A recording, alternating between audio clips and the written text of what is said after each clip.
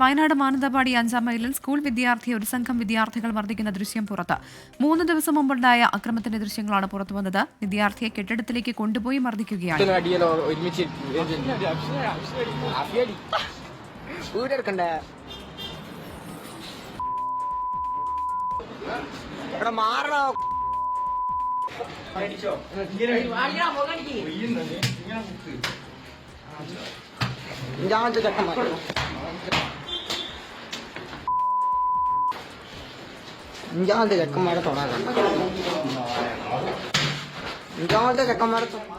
മർദ്ദനമേറ്റ വിദ്യാർത്ഥിയുടെ പിതാവ് CWCക്ക് പരാതി നൽകി. സുർജിത്ത് അയ്യപ്പത്താണ് വയനാട്ടിൽ നിന്ന് വിവരങ്ങളുമായി ചേരുന്നത്. സുർജിത്ത്, ഈ വിദ്യാർത്ഥികൾക്കൊക്കെ ഇത് എന്ത് പറ്റിയെന്ന് തോന്നിക്കും വിധമാണ് ഒന്നിനു പിറകെ ഒന്നായി ഓരോ ജില്ലകളിൽ നിന്ന് വാർത്തകൾ വരുന്നത്. ഇപ്പോൾ ഏറ്റവും ഒടുവിലാണ് വയനാട്ടിൽ നിന്നുള്ള ഈ വാർത്ത. ഏത് ക്ലാസ്സിൽ പഠിക്കുന്ന വിദ്യാർത്ഥികളാണ് ഇവർ? ഏത് സ്കൂളിലാണ് ഇവർ? ഒരേ സ്കൂളിൽ പഠിക്കുന്നവരാണോ? എന്താണ് ഈ മർദ്ദനത്തിന് കാരണം?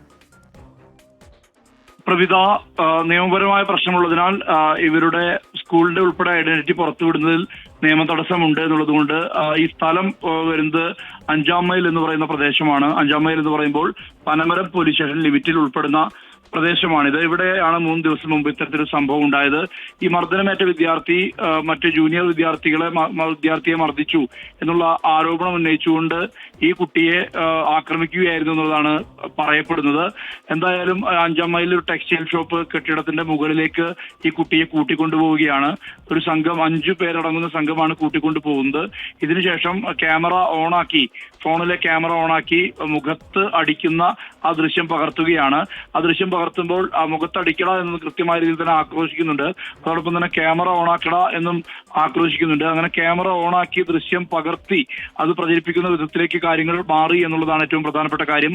എന്തായാലും ദൃശ്യം പ്രചരിക്കുക വഴി പിതാവ്, ഈ കുട്ടി മർദ്ദനമേറ്റ കുട്ടിയുടെ പിതാവ് ശിശുക്ഷേമ സമിതിക്ക് പരാതി നൽകി.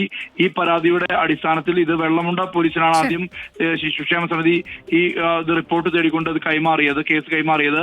പക്ഷേ അത് പനമരം ലിമിറ്റിലായിരുന്നു. പനമരത്തേക്ക് വെള്ളമുണ്ട പോലീസ് കേസ് ട്രാൻസ്ഫർ ചെയ്തു. ഇതേ തുടർന്ന് ഈ കുട്ടികൾക്കെതിരെ അവരുടെ സോഷ്യൽ ബാക്ക്ഗ്രൗണ്ട് ഉൾപ്പെടെ ആ റിപ്പോർട്ട് അതുമായി ബന്ധപ്പെട്ട നിയമ നടപടിയിലേക്ക് പനമരം പോലീസ് കടന്നിട്ടുണ്ട്. 5 വിദ്യാർത്ഥികളാണ് ആക്രമിച്ചത്. ആ 5 വിദ്യാർത്ഥികൾ ചേർന്നാണ് ഒരു വിദ്യാർത്ഥിയെ ആക്രമിച്ചതെന്നാണ് മനസ്സിലാക്കുന്നത്. വയനാട് മാനന്തവാടി 5-ാം മൈലിലാണ് സംഭവം.